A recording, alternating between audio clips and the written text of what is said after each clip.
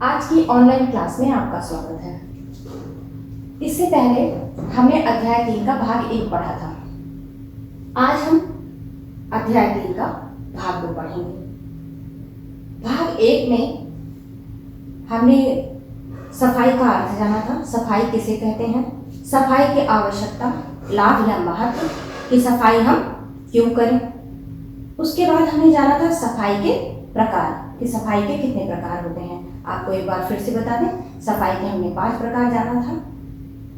दैनिक, जैसे जो दिन प्रतिदिन किया जाए वो दैनिक, सप्ताह में एक बार होने वाला साप्ताहिक, महीने में एक बार होने वाला मासिक, वर्ष में एक बार होने वाला वार्षिक और अचानक से होने वाला आकस्मिक। तो सफाई के हमने 5 प्रकार पढ़े थे।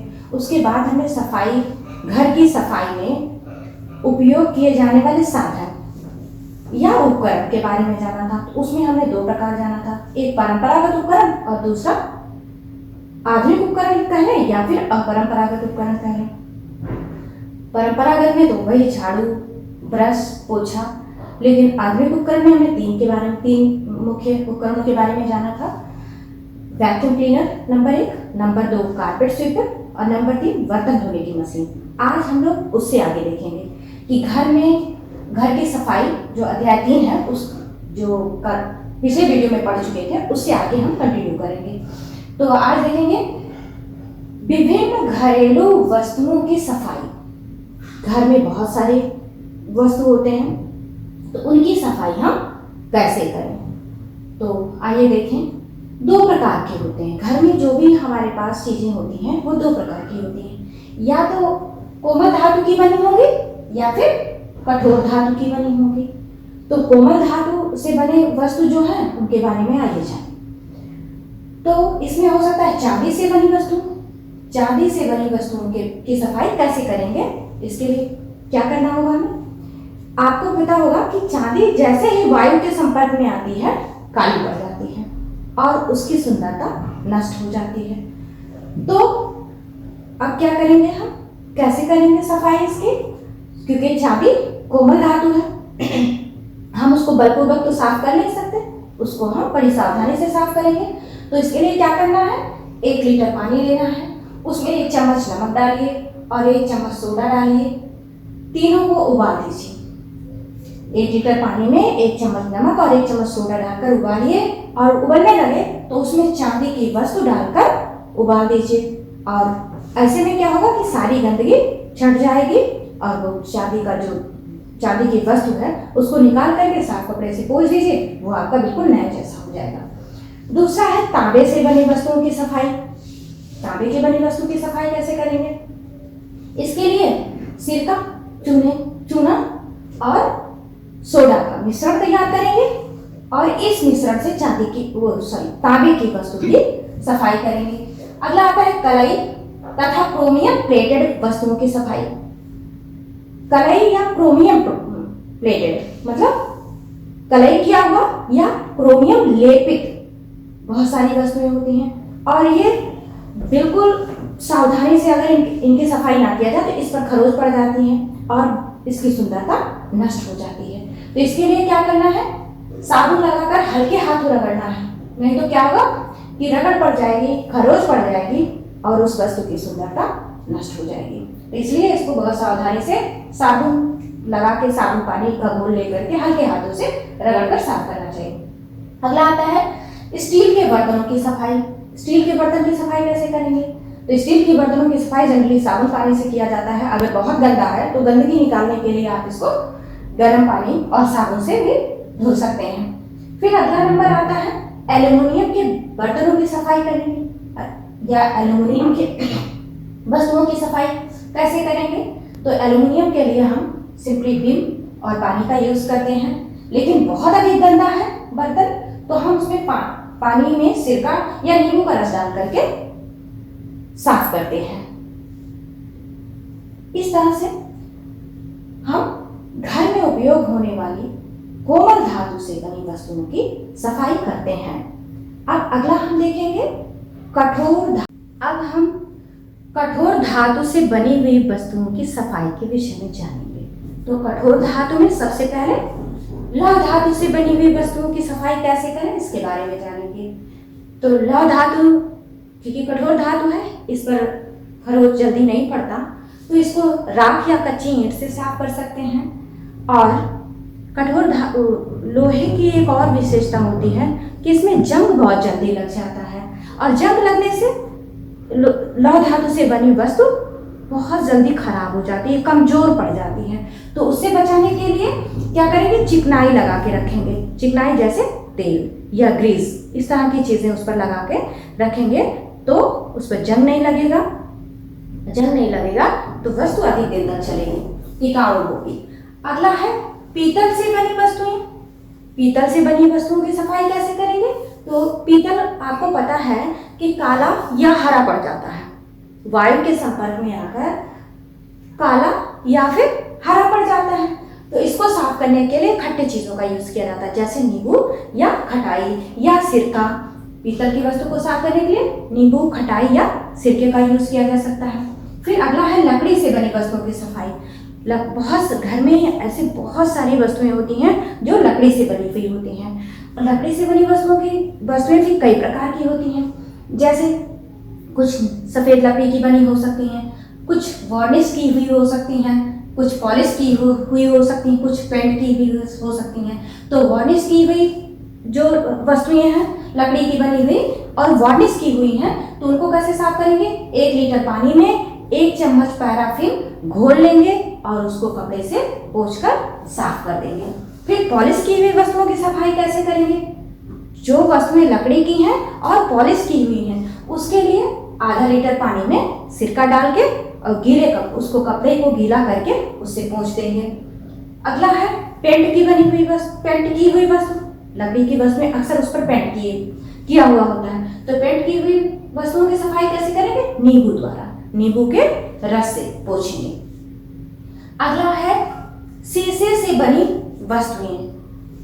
घर में बहुत सारी चीजें शीशे की बनी हुई थी, जैसे सिंपली ले लें तो खिड़की अमूमन खिड़की पर शीशे लगे होते हैं। तो क्या करेंगे उसके लिए कागज पर मेथिलेटेड स्प्रिट लगाकर, कागज में मेथिलेटेड स्प्रिट लगा लेंगे और उससे खिड़की को या शीशे से बनी वस्तु को रगड़ देंगे, तो क्या होगा कि एकदम नया जैसे चमकने लगेगा। या फिर मेथिलेटेड स्प्रिट मान लीजिए आपको नहीं मिल पाए, आप बाजार नहीं जाना चाहते, तो इसके लिए घरेलू चीजों का भी यूज किया जा सकता है। उसमें आप सिरका ले लीजिए, सिरके को पानी में डाल दीजिए और उसको पेपर पर लगा करके रगड़ दीजिए, तब भी शीशा नया जैसा चमकने लगेगा। या फिर आप सिरका नहीं जानते होंगे, लेकिन हम आप अपने शीशे को कैसे साफ करते हैं? सिंपली जिसमें फेस देखते हैं वो शीशा कैसे साफ करते हैं? सिंपली पेपर लेकर के पेपर को थोड़ा गीला कर लेते हैं, उसी से रगड़ देते हैं, बिना उस पर मेथिलेटेड स्प्रिट लगाए या बिना उसमें सिरका लगाए। लेकिन अगर मेथिलेटेड स्प्रिट अवेलेबल है तो बहुत अच्छी बात है, नहीं है तो सिरका और पानी लगा करके आप रगड़ देंगे तो बिल्कुल चमकने लगता है शीशा। और बहुत सारा अगला पॉइंट आ जाता है चीनी मिट्टी तथा इनेमल से बनी वस्तुएं। बहुत सारी वस्तुएं घर में ऐसी भी यूज होती हैं जो चीनी मिट्टी की बनी होती हैं या इनेमल की बनी होती हैं। तो इसको साफ करने के लिए बहुत सारा तरीका है, सिंपली विम से साफ कर सकते हैं। अब इसके आगे हम लोग अगला पॉइंट देखेंगे, घर की सफाई चैप्टर के अंतर्गत। अब अगला पॉइंट आता है घर की सफाई के लिए कूड़े करकट को हटाना। घर की सफाई के लिए कूड़े करकट को हटाना। आपको पता है कितनी भी सफाई आप कर लीजिए, जब तक कूड़े करकट का निस्तारण नहीं कर देते तब तक सफाई कंप्लीट नहीं मानी जाती और सफाई दिखती भी नहीं है। क्योंकि जब जो घर का गंदा था, सब कुछ गंदगी थी, उसको आपने डिस्पोज नहीं किया है तो सफाई का कोई मतलब नहीं है ना। तो आइए देखें कैसे करना है हमें घर की सफाई के लिए कूड़े करकट को कैसे हटाएंगे। सबसे पहला पॉइंट आता है कूड़ेदान का प्रयोग। तो प्रत्येक घर में अवश्य कूड़ेदान का प्रयोग किया जाना चाहिए। कूड़ेदान कैसा? ढक्कनदार, और व्यवहार में उसका प्रयोग भी किया जाना चाहिए। ये नहीं कि कूड़ेदान कहीं और रखा है, कूड़ा कहीं और फेंका जा रहा है। तो कूड़ा हमेशा कूड़ेदान में ही फेंका जाना चाहिए। और ढक्कनदार कूड़ेदान क्यों होना चाहिए? इससे क्या होगा, कूड़ा रख दिया और ढक्कन बंद कर दिया तो उस पर मक्खियां नहीं भिनभिनाएंगी और दुर्गंध नहीं फैलेगी। सारी गंदगी डब्बे के अंदर रहेगी। अगला पॉइंट है कूड़ेदान के अंदर पॉलीथीन का प्रयोग करना। पॉलीथीन के प्रयोग से कूड़ा इधर उधर नहीं बिखरेगा, थोड़ा सा पॉलीथीन का मुंह फैला हुआ होता है कूड़ेदान से अधिक, और कूड़ेदान भी गंदा नहीं होता। कूड़ा फेंकना हुआ तो पॉलीथीन उठा करके फेंक दिया। कूड़े का निष्कासन अगला पॉइंट है। कूड़े का निष्कासन मतलब कूड़ा घर से तो निकाल दिया, लेकिन कहाँ निकालेंगे? सड़क पे, कि रात को जब सब लोग सो जाएं तो छत से जाइए और सड़क पे कूड़ा फेंक दीजिए, क्योंकि अपना घर तो साफ हो गया, सड़क अपनी है नहीं, इसलिए कूड़ा कहाँ फेंके? सड़क पर नहीं। कूड़ा कभी भी सड़क पर नहीं फेंकना है। कूड़ा कहाँ फेंकेंगे? कहीं नहीं, नगर पालिका की गाड़ी आएगी उसको देंगे। कूड़ा कलेक्ट करने वाले गांव शहरों में हर जगह कूड़ा कलेक्ट करने के लिए सफाई कर्मी लगा दिए गए हैं। तो कूड़ा आप अपना जो भी घर का कूड़ा निकलता है उसको सफाई कर्मी को सौंपें। कूड़ा इधर उधर नहीं फेंकना है, क्योंकि आपने अपना घर तो साफ कर लिया लेकिन वातावरण गंदा कर दिया। रहना कहाँ है आपको? घर के अंदर आप 24 घंटे नहीं रहेंगे ना, आपका वातावरण से भी प्रत्यक्ष संबंध होता है। तो इसलिए हमारा दायित्व है कि हम घर तो साफ करें ही करें और अपने आसपास भी सफाई रखें, यानी कि अपने वातावरण की भी सफाई रखें, उसके प्रति भी हमारी जिम्मेदारी है। अगला पॉइंट आता है घरेलू कूड़े को नष्ट करने के उपाय। घरेलू कूड़े को कैसे नष्ट करें, है ना? कूड़ा केवल निकालना ही हमारी जिम्मेदारी नहीं है, उसके समापन तक हमारी जिम्मेदारी। तो पहला एक तरीका होता है जलाना। कूड़े को जला करके नष्ट किया जा सकता है, लेकिन अगर हमने एक जगह साफ किया और एक जगह गंदा कर दिया तो सफाई का कोई मतलब नहीं हुआ। जलाएंगे तो उससे तमाम तरीके के एयर पोल्यूशन माने वायु प्रदूषण होंगे। कूड़ा जलेगा तो उससे हानिकारक गैसें निकलेंगे और वो वातावरण को प्रदूषित करेंगे। इसलिए जलाना कैंसिल, कूड़े को जलाएंगे नहीं। पुनः उपयोग के लिए कूड़े की छटाई आपको अपने व्यवहार में ये लाना ही होगा। आज अभी आप बच्चे हैं, आप घर नहीं चलाते, आपकी बहुत सारे कामों के प्रति जिम्मेदारी नहीं होगी, अभी आप केवल पढ़ने से मतलब रखते हैं, लेकिन कल आप गृहिणी बनोगे और आप कम से कम गृहिणी नहीं हो तो आप अपने घर वालों समाज वालों को जागरूक कर सकते हो कि कूड़ा कभी भी गीला कूड़ा सूखा कूड़ा या कूड़े के प्रति हमारी कोई जिम्मेदारी नहीं है। कूड़ा तो कूड़ा है, ऐसा बिल्कुल नहीं सोचना चाहिए। कूड़े से भी बहुत कुछ उपयोगी चीज़ें हो सकती हैं, उसको कूड़े को फेंकते फेंकते तक उपयोग में लाया जा सकता है। जैसे छटाई करने, किस प्रकार से आप अपने घर में 2 कूड़ेदान रखें, एक गीले कचरे का और एक सूखे कचरे का। गीला कचरा उसे कहते हैं जो सड़ गल जाए, गीला कचरा सड़ने गलने वाली चीज़ें गीला कचरा कहलाती हैं। जैसे सब्जियों के छिलके हो गए, फल फ्रूट के छिलके हो गए, ये सब भोजन इत्यादि हो गया, ये सब गीला कचरा कहलाता है। ये दोबारा ये सड़ गल सकते हैं, इसको पशुओं को भी डाला जा सकता है। सब्जी के छिलके हो गए, फल फ्रूट के छिलके हो गए तो वो खा लेंगे, उनका पेट भरेगा, ऊपर से वो पौष्टिकता भी प्राप्त करेंगे और उनसे गोबर की खाद भी प्राप्त होगी।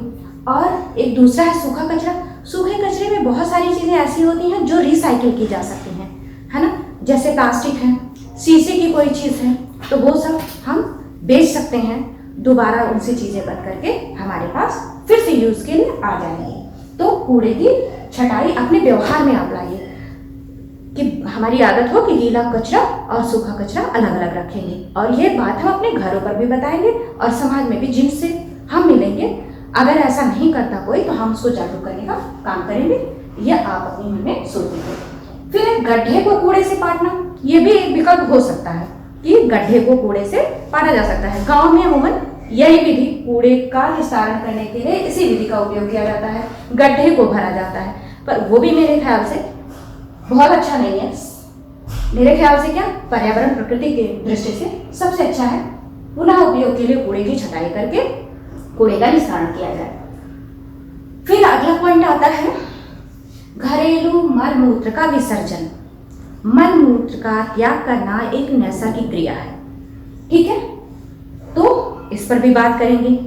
इस समय या कभी भी सबसे ज्यादा उपेक्षित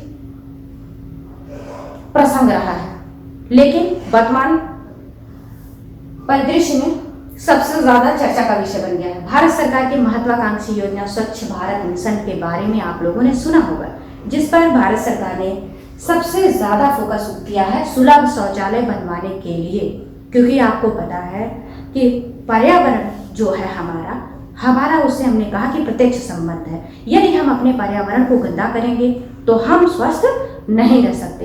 पर्यावरण तो दूषित होगा ही होगा, उसके प्रदूषित होने से हमारा स्वास्थ्य भी बिगड़ेगा। तो इस कई विधियां हैं, मलमूत्र विसर्जन की कई विधियां हैं, जैसे संडास प्रणाली, मल स्थानांतरण प्रणाली। तो ये दोनों प्रणाली तो प्राचीन काल में चलती थी। संडास प्रणाली में मल एक गड्ढे में इकट्ठा होता था, मल स्थानांतरण प्रणाली में भी किसी पात्र में मल इकट्ठा होता था और स्वीपर यानी कि सफाई कर्मी आते थे। सफाई कर्मी क्या है, भारत में एक बहुत बुरी प्रथा विद्यमान थी, मैला ढोने की प्रथा। तो लोग अपने सर पर मैला उठा करके लेके जाते थे। इस तरह से घरों में वो सुबह आते थे अपना पात्र लेकर के और प्रत्येक घर से मैला उठाते थे और ले जाकर के कहीं विसर्जित करते थे। तो ये दोनों प्रथा ये तो समाप्त हो चुका है, क्योंकि अब मैला ढोना कानूनन जुर्म, मतलब जैसे अपराध की श्रेणी में, कोई अगर किसी से मैला ढुवाता है तो ये अपराध की श्रेणी में आता है। तो ये कानून ने इसे प्रतिबंधित कर दिया है। तो ये दोनों विधियों का यूज अब नहीं होता। फिर भी हम अपने मतलब जानने के लिए हम जानेंगे कि एक संडास प्रणाली होती है, दूसरी मल स्थानांतरण प्रणाली होती है और तीसरा है मल विसर्जन की जल संवहन प्रणाली। बहुत दिनों तक मल विसर्जन की जल संवहन प्रणाली प्रचलित रही। उसमें क्या होता था कि ये नदियों में मिला दिए जाते थे, टॉयलेट से निकलने वाला जल सीधा नदियों में मिलता था। इससे नदी पोल्यूटेड होती थी, क्योंकि जल और मल दोनों एक साथ बहा करते थे, तो इससे नदी प्रदूषित होती थी। तो ये तीनों एक तरह से आज के समाज में उपादेय नहीं रह गई हैं। चौथा आता है सुलभ शौचालय, जो आजकल सबसे ज्यादा प्रयोग में लाया जा रहा है और इसी का निर्माण भी किया जा रहा है। यही आदर्श शौचालय कहलाता है। सुलभ शौचालय को ही हम आदर्श शौचालय के नाम से जानते हैं। इसमें मल एक गड्ढे में इकट्ठा होता है और उसमें कीड़े उसको विघटित करते रहते हैं और जल के लिए निकलने के लिए एक अलग से पाइप बना दी जाती है, जल उसमें से निकलता रहता है। भारत सरकार जो है स्वच्छ भारत मिशन अभियान के तहत सुलभ शौचालय बनाने पर सबसे ज्यादा जोर दे रही है, और बनाने पर ही नहीं उसके उपयोग पर भी जोर दे रही है, क्योंकि आपकी ये नैतिक जिम्मेदारी, सरकार ने तो बना दिया, लेकिन हमारे यहाँ गाँव में अगर हम ओपनली बोले तो गांव में अभी भी इसका 100% यूज नहीं होता। बहुत सारे गांव कहने को ODF हो गए हैं, यानी कि खुले में शौचालय से मुक्त हो चुके हैं। पर ये कहने की बात है, असल कुछ और है। ये पूर्णतः सत्य नहीं है। लोग पता नहीं क्यों शौचालय यूज नहीं करना चाहते। तो हम आप लोगों के माध्यम से और लोगों तक अपनी बात या सरकार की बात पहुंचाना चाहते हैं। आप लोग ये जानिए कि जो है अगर आप अपने पर्यावरण को प्रदूषित करोगे तो स्वस्थ नहीं रह सकते। कितनी प्रकार की बीमारियां चल रही हैं जो कि बहुत ही घातक हैं। अगर खुले में शौच करेंगे तो वो बीमारियां कभी दूर नहीं हो सकती, वो ट्रांसफर होती रहेंगी, क्योंकि मक्खी कभी साफ जगह पे बैठती नहीं, वो गंदे जगहों पर बैठती है और गंदे जगहों से उड़ करके आपके भोजन पे बैठी। क्या आपको पता है कि वो मक्खी इससे पहले कहाँ बैठी थी? नहीं पता होता है। उसके पैरों में क्या लगा है, वो मल पर बैठ के आई, वही आपके भोजन पर बैठ गई, वही आपने भोजन कर लिया। हाँ, तो आप डायरेक्ट मतलब आपने बीमारी मोल ले ली।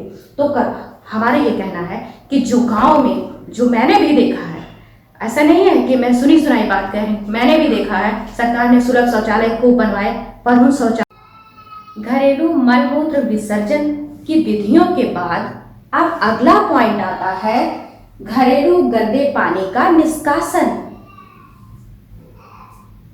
ये पॉइंट भी बहुत महत्वपूर्ण है घर की सफाई की दृष्टि से, क्योंकि यदि घर की नाली सही नहीं है तो सारी दुर्गंध घर में ही रहनी है, क्योंकि पानी इकट्ठा होगा, पानी से बदबू आएगी और वो बदबू घर में ही रहेगी। तो इन सब से बचने के लिए नाली का क्या प्रबंध होना चाहिए? नाली जो घर की हो वो हमेशा उसकी ढलान अच्छी होनी चाहिए। अगर ढलान बाहर की तरफ अच्छी नहीं है तो पानी कभी भी ठीक ढंग से उसका प्रवाह ठीक नहीं होगा और वो स्टोर होगा, पानी बहेगा नहीं। तो ढलान अच्छी होनी चाहिए नाली की, नाली पक्की होनी चाहिए, ये पहली शर्त है। नाली पक्की होनी चाहिए और नाली ढकी हुई होनी चाहिए। ढकी हुई क्यों? क्योंकि अगर ढकी हुई नाली नहीं है तो उसमें कूड़ा करकट जाता रहेगा और नाली बंद हो जाएगी, फिर गंदा पानी निकलने में भी व्यवधान आएगा। इसलिए नाली की ढलान अच्छी होनी चाहिए, नाली पक्की होनी चाहिए और नाली हमेशा ढकी हुई होनी चाहिए, जिससे उसमें बाहर से कूड़ा करकट ना जाए और नाली का पानी भली प्रकार से बाहर निकल जाए। और बाहर भी जल निकासी की समुचित व्यवस्था होनी चाहिए। यह नहीं कि बाहर निकल गया और पानी जा करके रोड पर इकट्ठा हो रहा है, ऐसा बिल्कुल प्रबंध नहीं होना चाहिए। ठीक है, अगला पॉइंट आता है मक्खी एवं मच्छरों से घर की सुरक्षा। तो मक्खी मच्छरों से घर की सुरक्षा कैसे की जाए? आपको पता होगा कि बहुत सारी बीमारियों के कारण मक्खी और मच्छर ही होते हैं। क्योंकि हम सफाई की बात कर रहे हैं तो हम संपूर्ण सफाई की बात करेंगे। ये नहीं कि सफाई केवल झाड़ू पोछा झाला साफ करना यही सब सफाई नहीं। सफाई एक चीज की, घर के एक हिस्से की और एक बिंदु पर हम लोग विस्तार से चर्चा कर रहे हैं। तो हम लोग मक्खी मच्छर से घर की सुरक्षा कैसे करेंगे? तो सबसे पहला है मक्खी क्योंकि बहुत सारी बीमारियों का कारण बनती है, बहुत सारी बीमारियों का वाहक होती है, इसलिए मक्खी से घर तो बिल्कुल मुक्त होना चाहिए मक्खी से। तो मक्खी को कम करने के लिए क्या करना है? सबसे पहले तो साफ सफाई रखना है घर में। अगर घर में साफ सफाई है तो मक्खी निश्चित रूप से कम ही रहेगी। हाँ, अगर गंदगी है तो ज़्यादा रहती है, पर जो भी है उनके लिए मक्खी मार कागज आते हैं तमाम तरह के, तो मक्खी मार कागज से जला करके मक्खी को भगाया जा सकता है। फॉर्मेलिन का घोल रोटी पर छिड़क करके रोटी अगर रख दी जाए तो इससे भी उस पर बैठने वाली मक्खियाँ मर जाती हैं। डीडीटी का भी छिड़काव मक्खी मच्छर को मारने के लिए किया जाता है। मक्खियों को पकड़ने के लिए जाल भी लगाए जाते हैं, लेकिन कितना जाल लगाएंगे और कितनी मक्खियाँ जाल में आएंगी? तो ठीक है, लेकिन ये भी एक तरीका है। या फिर दरवाजे खिड़की पर जाली लगा दी जाती है, वो उपयोगी होता है, तो उससे मक्खियाँ अंदर नहीं आ पाती हैं। और उसके बाद है मक्खियों के अंडों की समाप्ति। मक्खियों के अंडे कैसे समाप्त किए जाते हैं? कुछ ऐसे घर के ऐसे स्थान होते हैं जहाँ मक्खियाँ बैठती हैं, जैसे तार, बिजली का जो तार होता है उस पर वो मक्खियों के बैठने का बहुत बढ़िया अड्डा होता है। मक्खियाँ उस पर बैठना बहुत पसंद करती हैं। तो उसको क्या करना है? उसको पोंछना है, लेकिन लाइट कट करके। ये नहीं कि लाइट है आप उसको चले कपड़े से पोंछने लगे उसी में लटक गए, तो ये बिल्कुल नहीं करना है। लेकिन जहाँ भी मक्खियाँ बैठती हैं उस स्थान को, मतलब हमेशा के लिए कोई प्लेस हो तो उस स्थान को पोंछते रहना चाहिए। पोंछ देने से उसके अंडे नष्ट होते रहते हैं। अगला पॉइंट आता है मच्छर से बचना। मच्छर से कैसे बचाव करेंगे?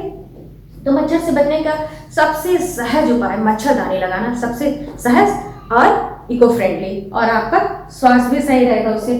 कोई भी गुड नाइट है, तमाम चीज़ें ऐसी आ रही हैं जो जिनमें कोई ना कोई केमिकल रहता है, वो हार्मफुल होता है हमारे लिए। तो हम क्या करेंगे? मच्छरदानी लगा सकते हैं। शाम होते ही खिड़की बंद कर लेना चाहिए, दरवाजे बंद कर लेना। उस रास्ते से जो कम से कम मच्छर आ रहे हैं तो वो अंदर नहीं आ पाएंगे। और इसके लिए और भी बहुत सारे उपाय, जैसे कि आप टीवी पर भी ऐड देखते होंगे, तो जैसे घर में छत पर या घर में बर्तन कुछ ऐसे छत पर, अमूमन छत पर बर्तन पड़े हैं या टायर पड़ा है या कोई टूटे फूटे बर्तन हैं या मिट्टी के बर्तन हैं, छत पे लोग डाल देते हैं। बारिश हुई, पानी उसमें इकट्ठा हुआ और वो पानी उसमें स्टोर है, गंदा पानी, हाँ, तो वो उस पानी से मच्छर पनपते हैं। तो ये प्रयास करना चाहिए कि कहीं पर जल संचय ना हो। यदि आसपास भी कहीं गड्ढा है, उसमें नाली का पानी संचय हो रहा है, तो उससे वो भी मच्छर उत्पन्न होने का बहुत बड़ा सोर्स है। तो इस तरह से कहीं पानी आसपास इकट्ठा नहीं होने देना चाहिए, गंदा पानी, जिससे मच्छर उत्पन्न हो। तो मच्छर ऐसा कोशिश करना चाहिए कि मच्छर ज़्यादा पनपे ही ना। आसपास साफ सफाई रखना चाहिए कि घास फूस ना उगे हो घर के आसपास, है ना, जंगल जैसा माहौल ना हो, वातावरण कि खूब सारे घास उगे, उससे कोई मतलब नहीं, तो उसमें क्या है, मच्छर पनपेंगे। तो साफ सफाई रखना, पानी इकट्ठा ना होने देना, इसके बाद भी अगर मच्छर है तो मच्छरदानी का उपयोग करना सबसे अच्छा रहता है। फिर घर की सफाई में ध्यान देने योग्य मुख्य बातें। घर की सफाई करते समय हमें कौन कौन सी बातें ध्यान में रखना चाहिए? तो घर की सफाई करने के लिए सबसे पहला पॉइंट है कि क्रमानुसार सफाई। घर की सफाई क्रमानुसार मतलब कि जैसे एक सफाई का भी एक क्रम होता है। आप सोचेंगे सफाई का कौन सा क्रम? सफाई मतलब सफाई नहीं, हर कार्य का करने का एक ढंग होता है, वैसे सफाई का भी एक ढंग होता है। तो क्रमानुसार सफाई कैसे? जैसे आपको सपोज दैट एक कमरे की सफाई करनी है, तो आपने क्या किया? पहले झाड़ू लगा ली, फिर उसके बाद अलमारी साफ कर रहे हैं, फिर उसके बाद जाला साफ कर रहे हैं, तो क्या होगा? आपका फर्श फिर से गंदा हो जाएगा। तो हमारा क्रम क्या होगा कि पहले हम ऊपर की दीवार, छत की सफाई करें, ऊपर की दीवारों की, फिर उसके बाद अलमारियों की सफाई करें, और भी कोई फर्नीचर है, कुछ भी है, फूलदान वगैरह है, वो सब भी साफ करें। फिर सबसे लास्ट में हम फर्श साफ करें, फिर उसके बाद हम पोछा लगा दें और जो भी चीज़ें हैं उसको पोंछ दें। तो ये होती है क्रमानुसार सफाई और कंप्लीट सफाई हो जाएगी। अगला पॉइंट है सफाई के लिए उचित साधन एवं विधि।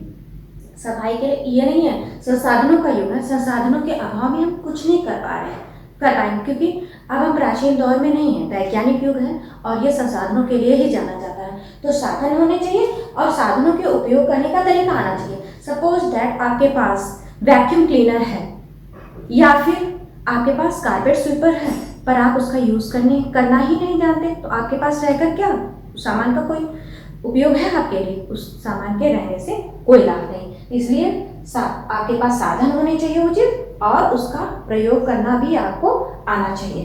फिर सफाई का स्तर, सफाई हमेशा उच्च स्तर की करनी चाहिए। ये नहीं कि लबर-धबर जो आया कर लिया, सामने से साफ कर लिया, नीचे बेड के अंदर झाड़ू पहुंची ही नहीं, नीचे अंदर कूड़ा पड़ा है, आगे झाड़ू लगाते चले गए, पीछे कूड़ा छूटता चला जा रहा है। तो ये नहीं होना चाहिए। सफाई हमेशा उच्च स्तर की होनी चाहिए। परिवार का सहयोग, और इस कार्य में परिवार का सहयोग भी मिलना चाहिए। जैसे कोई कितना भी एक व्यक्ति साफ करने वाला हो या पूरा घर साफ करने वाले हो, सारे सदस्य साफ सफाई पसंद हो, मगर परिवार में एक सदस्य का सहयोग सफाई बिल्कुल दिखने नहीं देगा। एक सदस्य चाहे तो पूरा घर गंदा कर सकता है, एक अकेला सदस्य, और सारे सदस्य मिलकर साफ करें तब भी सफाई नहीं दिखेगी। तो क्या है कि सफाई में प्रत्येक सदस्य को सहयोग करना चाहिए। नंबर अगला है गंदगी कम करना। सफाई का उद्देश्य हमेशा गंदगी कम करना होना चाहिए कि जो है हम अपनी सफाई के जो भी सफाई करें उसके माध्यम से हम मैक्सिमम गंदगी हटाएं। और अगला पॉइंट है सफाई की सामग्री की देखभाल, क्योंकि सफाई पर डे करनी है हमको, प्रतिदिन कुछ ना कुछ किसी ना किसी हिस्से की सफाई करनी होती है। तो ये नहीं कि आज झाड़ू लगाया झाड़ू का काम खत्म, झाड़ू कहीं फेंक दिया, पोछा लगाया, पोछे का काम खत्म, पोछा कहीं फेंक दिया। नहीं, ऐसा नहीं होना चाहिए, क्योंकि अगली बार फिर हमें काम पड़ेगा, हमें फिर से ज़रूरत पड़ेगी, तो फिर हम उसे ढूंढेंगे। और अगर आपने झाड़ू लगा करके खुदा ना खास्ता कहीं रास्ते में फेंक दिया हो और झाड़ू किसी के पैर में चुभ गई, तो हो सकता है बच्चे हो तो पिटाई भी लग जाए, या कोई बुरा भी मान जाए। ठीक है, तो ये बिल्कुल भी आपको गृह प्रबंधन बिल्कुल भी ऐसे नहीं सिखाता कि आप कोई भी सामान यथास्थान ना रखें। क्या है कि आप सामान को यथास्थान रखें और देखभाल करें, ताकि उस पर किसी प्रकार से धन भी ना अपव्यय करना पड़े। और जब आप किसी भी सामान की देखभाल अच्छे से करोगे तो वो सामान निश्चित रूप से टिकाऊ होगा, अधिक दिनों तक चलेगा और उसको आप बार बार यूज़ करोगे। तो आज की क्लास इतनी ही। आगे फिर एक नए अध्याय के साथ मिलेंगे। घर पर रहिए, स्वस्थ रहिए, हैंड वॉश करिए, अपना ख्याल रखिए, परिवार का ख्याल रखिए, समाज का ख्याल रखिए। Thank you.